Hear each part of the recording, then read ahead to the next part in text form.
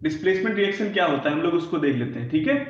तो displacement reaction क्या होता है, जिसमें एक कोई मोर रिएक्टिव एलिमेंट, ठीक है, एक ऐसी रिएक्शन जिसमें कोई मोर रिएक्टिव एलिमेंट क्या करता है, डिस्प्लेस करता है, more reactive element displaces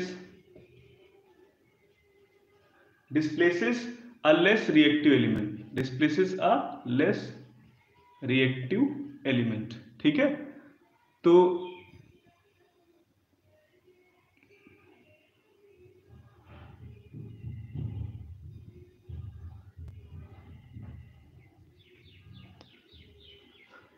very good, ठीक है। डिस्प्लेसमेंट रिएक्शन हम लोग बातें करते हैं, जरा कुछ प्रॉब्लम आ रही है हमको लग रहा है। चलो ठीक है, अब देखते हैं, शुरू करते हैं। डिस्प्लेसमेंट रिएक्शन क्या होता है, जिसमें कोई मोर रिएक्टिव एलिमेंट डिस्प्लेस करता है किसी लेस रिएक्टिव एलिमेंट को, तो ऐसी रिएक्शन को क्या कहते हैं, डिस्प्लेसमेंट रिएक्शन कहते हैं। हाँ हाँ बिल्कुल बिल्कुल बता रहे हैं, एक्टिविटी सीरीज ही बता रहे हैं, परेशान मत हो, ठीक है। तो कैसे होता है, जैसे एक एग्जाम्पल के तौर पे ले लेते हैं Fe, जो कि सॉलिड स्टेट में है, ठीक है, और प्लस वो रिएक्ट करता है CuSO4 से रिएक्ट करता है, ठीक है, जो कि एक्वस स्टेट में है, ठीक है, प्लस FeSO4, ये एरो क्या बना, FeSO4 प्लस Cu, ये हमारा क्या है, सॉलिड स्टेट में, ठीक है, और ये हमारा एक्वस है। इसमें हो क्या रहा है, इस इक्वेशन में ध्यान से अगर देखोगे, ध्यान से देखो तो क्या हो रहा है, आयरन ने क्या किया है, ठीक है, आयरन ने क्या किया है, कॉपर को डिस्प्लेस कर दिया, आयरन ने कॉपर को डिस्प्लेस कर दिया है। अभी हम लोग पढ़ेंगे कि ये क्यों हो रहा है, किसकी वजह से हो रहा है, रिएक्टिविटी सीरीज क्या है, वो सब हम लोग अभी देखेंगे, ठीक है। आयरन ने कॉपर को क्या किया है, डिस्प्लेस किया है, ठीक है। फिर उसके बाद बना क्या, FeSO4, आयरन सल्फेट जिसे कहते हैं, ठीक है। ये नॉर्मली जो कॉपर सल्फेट है वो सॉल्यूशन ब्लू कलर का होता है, कलर भी जान लो, ठीक है, कभी कई बार कलर वाला क्वेश्चन भी आ जाता है। और ये जो फेरस सल्फेट है FeSO4, ये होता है ग्रीन कलर का, जो ये है हमारा FeSO4, ये किस कलर का होता है, ग्रीन कलर का होता है, फेरस सल्फेट भी इसे कहते हैं। और इसी से दो बहुत ही पॉपुलर चीज जो है आपसे क्वेश्चन पूछा जाता है, blue vitriol and green vitriol, वो भी आता है। अभी हम लोग देखेंगे कि ये क्यों हो रहा है, ठीक है, उसके बारे में हम लोग देखेंगे। तो सबसे पहले नाम आ गया है blue vitriol and green vitriol, ये भी जान लेते हैं क्या होता है, ब्लू विट्रियोल क्या होता है। तो ब्लू विट्रियोल जो है वो होता है कॉपर सल्फेट CuSO4.5H2O, क्या होता है वो, ये होता है, ठीक है, इसे कहते हैं कॉपर सल्फेट पेंटाहाइड्रेट, क्या पढ़ते हैं इसे हम, कॉपर सल्फेट पेंटाहाइड्रेट कहते हैं इसे, ठीक है। पेंटाहाइड्रेट मतलब 5, इसमें जो है ये क्रिस्टलाइन फॉर्म में होता है, किस फॉर्म में होता है, क्रिस्टलाइन फॉर्म में, क्रिस्टल के फॉर्म में होता है, ठीक है। और ये थोड़ा सा टॉक्सिक भी होता है, थोड़ा सा क्या होता है, टॉक्सिक भी होता है। अभी आ गया है तो इसको बता दे रहे हैं, ये थोड़ा सा टॉक्सिक भी होता है, टॉक्सिक मतलब थोड़ा सा जहरीला, क्योंकि ये इंसेक्टिसाइड वगैरह बनाने में काम आता है। इसका यूज क्या है ब्लू विट्रियोल का, ये इंसेक्टिसाइड बनाने में काम आता है, ठीक है, इंसेक्टिसाइड वगैरह बनाने में इसका काम आता है, ठीक है। अब आ जाते हैं जो FeSO4 था उसको भी जान लेते हैं, उसे कहते हैं ग्रीन विट्रियोल, ठीक है। FeSO4 को क्या कहते हैं, ग्रीन विट्रियोल कहते हैं, को कहते हैं, हाँ बता रहे हैं बेटा, ठीक है। .7H2 क्या होता है, FeSO4.7H2, इसे कहते हैं ग्रीन विट्रियोल, इसे कहते हैं ग्रीन विट्रियोल। और ये जो होता है, ये क्या नाम है, क्या नाम, खाद वगैरह बनाने में क्या कहते हैं उसको, जो है प्योरिफिकेशन वाटर में यूज होता है, और फोटोग्राफी में यूज होता है, दवाई बनाने में यूज होता है, फर्टिलाइजर बनाने में यूज होता है, इसका इसका यूज उन सब चीजों में होता है, ठीक है। और इसका नाम है क्या नाम है, आयरन टू सल्फेट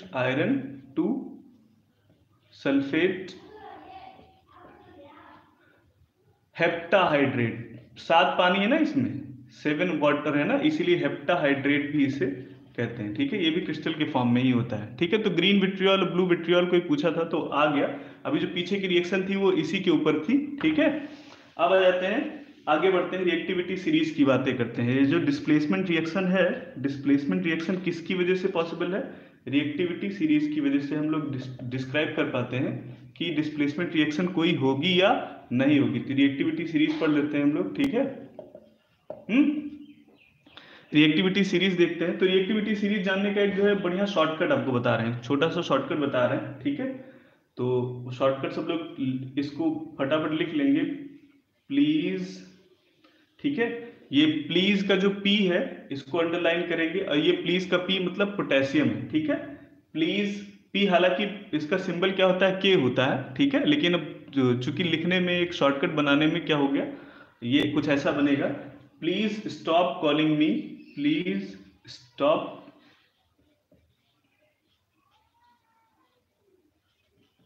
कॉलिंग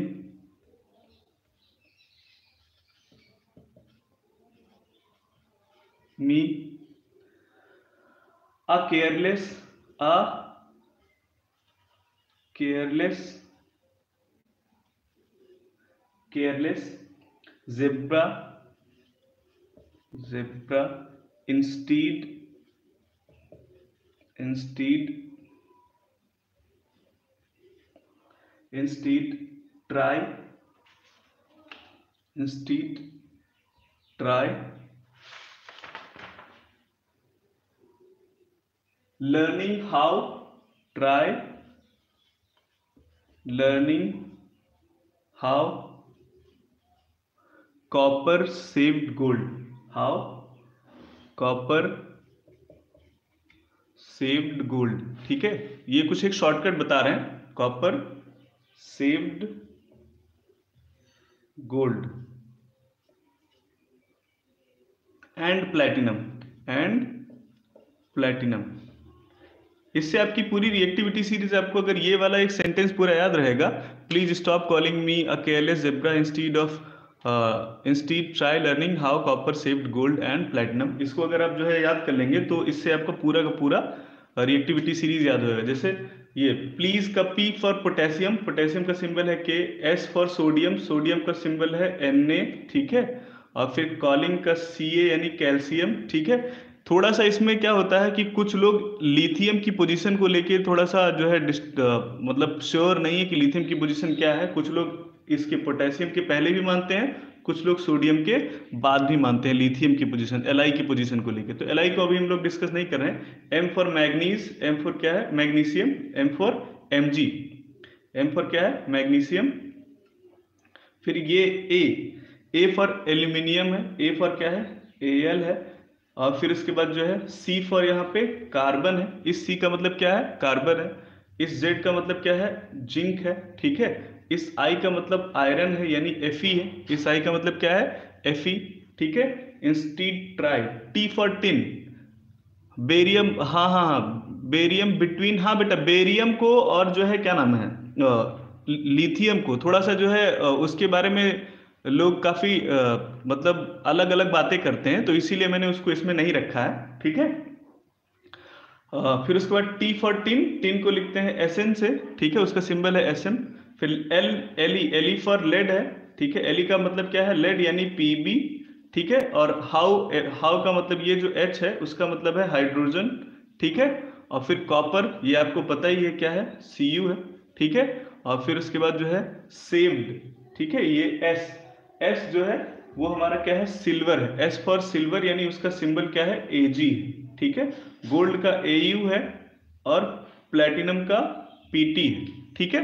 तो ये इस तरीके से आप इसको रिएक्टिविटी सीरीज को याद कर सकते हैं कि क्या क्या रिएक्टिविटी सीरीज में कौन कौन से जो है एलिमेंट्स किस तरीके से रहेंगे, कैसे जो है कौन पहले आएगा कौन बाद में आएगा। अगर ऐसे याद करेंगे तो आप आसानी से याद कर सकते हैं, ठीक है।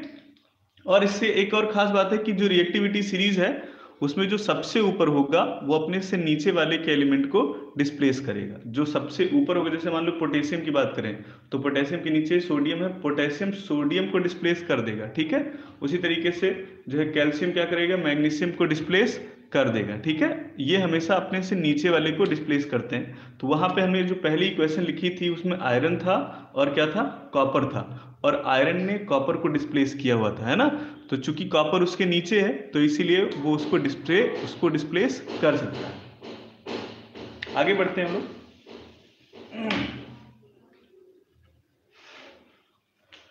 अब Fe, ये क्या है बेटा, Fe क्या लिखे हो, नितिन कुछ लिखे हो, बताओ जरा क्या है, क्या कहना चाह रहे हो? चलो आगे बढ़ते हैं। अगला है हमारा अगला रिएक्शन है डबल डिस्प्लेसमेंट रिएक्शन। अगला रिएक्शन क्या है हमारा? Double displacement reaction. ठीक है, अगला अगला हमारा क्या है? डबल डिस्प्लेसमेंट रिएक्शन है। तो डबल डिस्प्लेसमेंट रिएक्शन देखते हैं कि आखिर में क्या होता है।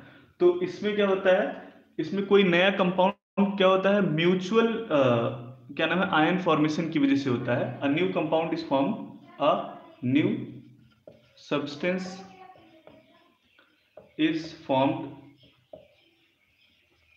Due to mutual exchange of ions. Mutual exchange of ions, mutual exchange of ions. जब क्या हो, दो अलग अलग तरीके के जो है सब्सटेंसेस हो और उन दोनों में क्या हो, म्यूचुअल एक्सचेंज ऑफ आयन हो और एक नया सब्सटेंस बने, तो ऐसी जो है रिएक्शन को क्या कहते हैं हम? डबल डिस्प्लेसमेंट रिएक्शन कहते हैं। जैसे एग्जांपल के तौर पे एक एग्जांपल ले ले रहे हैं, Na2SO4 Na2SO4 plus BaCl2 BaCl2, और इसको जो हम मिलाएंगे तो क्या बनेगा? BaSO4 BaSO4 प्लस NaCl, क्या बनेगा? Plus NaCl। अब देखो ध्यान से, ये हुआ कैसे, ये पूरी की पूरी बात जो है हुई कैसे। तो सबसे पहले इसको समझते हैं। ये आपका जो Na था वो टूटेगा आपका 2Na प्लस में, ठीक है, ये इस तरीके से टूट जाएगा। और SO4 कैसे टूटेगा? SO4 माइनस माइनस में, ठीक है, SO4 माइनस माइनस में टूट जाएगा। उसी तरीके से आपका बेरियम जो है टूटेगा, वो Ba प्लस प्लस में टूटेगा, ठीक है, और Cl2 आपका 2Cl माइनस में टूटेगा, ठीक है, ये इस तरीके से आपका ये टूट जाएगा, 2Cl माइनस में टूट जाएगा। अब ये जो आयंस में ब्रेक हो गए हैं, ये आयंस क्या करेंगे, म्यूचुअली एक दूसरे से क्या हो जाएंगे, एक्सचेंज हो जाएंगे, ठीक है। तो ये वाला इसके साथ और ये वाला इसके साथ, और इस तरीके से म्यूचुअल एक्सचेंज की वजह से क्या बना, BaSO4 बन गया और NaCl बन गया। और ये आप जो है उसका एग्जांपल देख सकते हैं। तो इस ऐसी रिएक्शन को क्या कहते हैं? डबल डिस्प्लेसमेंट रिएक्शन कहते हैं, जिसमें क्या हो रहा हो, दो तरफ से दो तरीके का डिस्प्लेसमेंट हो रहा है, ठीक है। अब आगे आ जाते हैं। अगला जो टाइप है वो है आपका oxidation, oxidation and reduction.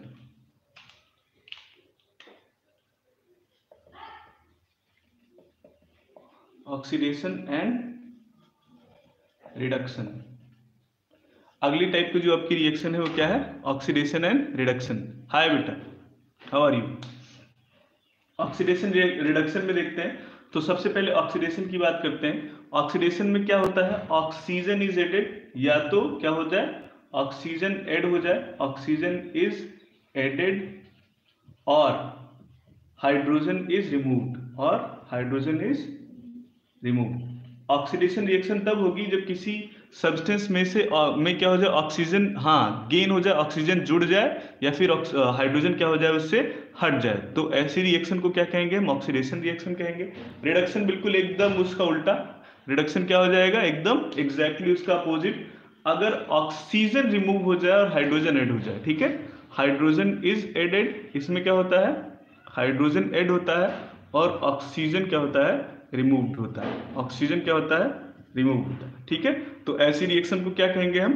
Redox reaction, reduction कहेंगे उसे, क्या कहेंगे, रिडक्शन, ठीक है। हाँ वेरी गुड, क्या रिडक्शन क्या होता है, गेन ऑफ हाइड्रोजन होता है, ठीक है। अब आ जाते हैं, एक एग्जांपल लेते हैं दोनों का। जैसे एक एग्जांपल ले लें अगर हम, Cu plus O, 2Cu plus O, और इसको जो है क्या नाम है, हम रिएक्ट करा रहे हैं 2Cu प्लस O2, तो ये बना 2CuO, 2CuO। अब देखो ध्यान से, इसमें हुआ क्या है, इस वाले में ऑक्सीजन जाके इससे जुड़ गया है, ऑक्सीजन जुड़ा है, तो सीधी सी बात है क्या है, कौन सी रिएक्शन है ये वाली ऑक्सीडेशन रिएक्शन है। कौन सी रिएक्शन है ये? ऑक्सीडेशन रिएक्शन है, ठीक है। कौन सी रिएक्शन कहलाएगी ये? ऑक्सीडेशन रिएक्शन कहलाएगी, ठीक है। अब आ जाते हैं, एक और एग्जांपल ले लेते हैं, एक और एग्जांपल ले लेते हैं। ये हो गया ऑक्सीडेशन रिएक्शन का एग्जांपल। दूसरा एग्जांपल ले लेते हैं रिडक्शन का। अगर हम ले लें CuO plus H2, CuO plus H2 और इसको रिएक्ट कराएं तो ये क्या बनता है, Cu प्लस H2O बनता है, Cu प्लस H2O। अब देखो ध्यान से, इस वाले इक्वेशन में क्या हुआ है, ऑक्सीजन इस वाले से रिमूव हुआ है, इस वाले से ऑक्सीजन क्या हो गया है, हट गया है, ऑक्सीजन इज रिमूव्ड, है ना। और रिमूव करके क्या हुआ, यहाँ ऑक्सीजन ऐड हुआ है। देखो ध्यान से, इस वाले में ऑक्सीजन ऐड हुआ है, यानी इसका क्या हो रहा है, रिडक्शन हो रहा है, इसका क्या हो रहा है, रिडक्शन हो रहा है, और इसका क्या हो रहा है, हाइड्रोजन का क्या हो रहा है, ऑक्सीडेशन हो रहा है। देखो ध्यान से, इसका क्या हो रहा है, रिडक्शन, क्योंकि इससे ऑक्सीजन हट रहा है, और इसका इससे क्या हो रहा है, देखो, और इससे ऑक्सीजन जुड़ रहा है, H2 से ऑक्सीजन जुड़ रहा है, तो इसका क्या हो गया, ऑक्सीडेशन। तो ऐसी रिएक्शन जिसमें दोनों ही प्रक्रियाएं हो जाए तो उसे क्या कहते हैं, रिडॉक्स रिएक्शन कहते हैं। क्या कहते हैं, रिडॉक्स रिएक्शन, यानी ये कौन सी है, रिडॉक्स रिएक्शन है, ठीक है। तो इस तरीके से आपने देखा जो है ऑक्सीडेशन एंड रिडक्शन के बारे में, ठीक है। आगे बढ़ते हैं।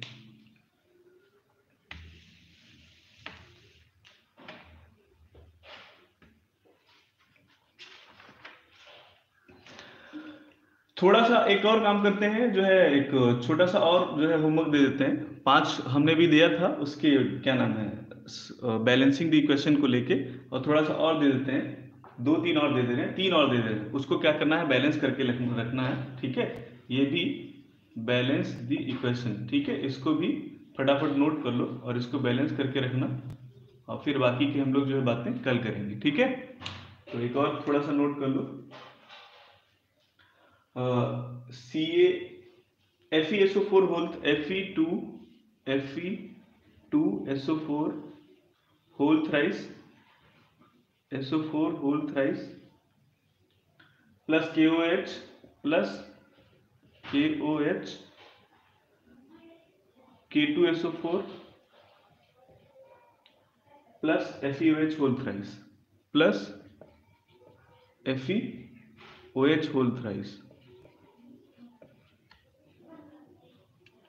ठीक है। एक ये इक्वेशन ले लेना, दूसरी को और एक और इक्वेशन दे दे रहे हैं, KClO3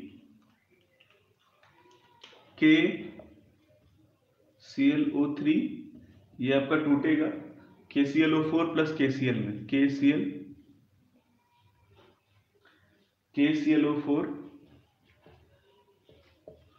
प्लस KCl, इसको क्या करना है, आपको बैलेंस करना है। ये सारी इक्वेशन को क्या करना है, बैलेंस करना है। एक और लेते हैं, तीसरा Al2SO4 होल थ्राइस,